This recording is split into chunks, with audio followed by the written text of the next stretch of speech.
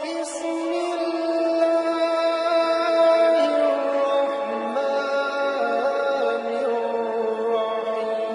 الرحيم۔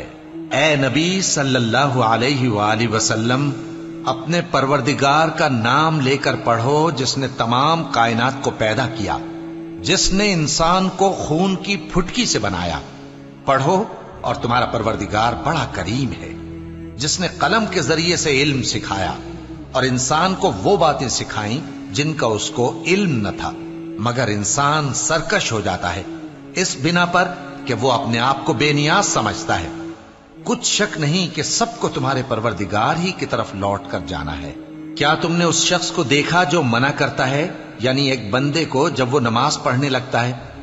بھلا دیکھو تو اگر یہ راہ راست پر ہو یا پرہیزگاری کا حکم کرے تو منع کرنا کیسا؟ تو اس کا انجام کیا ہوگا؟ ذرا دیکھو تو اگر اس نے دین حق کو جھٹلایا اور اس سے منہ موڑا، کیا اس کو معلوم نہیں کہ اللہ دیکھ رہا ہے؟ دیکھو، اگر وہ باز نہ آئے گا تو ہم اس کی پیشانی کے بال پکڑ کر گھسیٹیں گے، یعنی اس جھوٹے خطاکار کی پیشانی کے بال، تو وہ اپنے یاران مجلس کو بلا لے، ہم بھی دوزخ کے فرشتوں کو بلائیں گے۔ دیکھو، اس کا کہا نہ ماننا اور سجدہ کرنا اور اللہ کا قرب حاصل کرتے رہے۔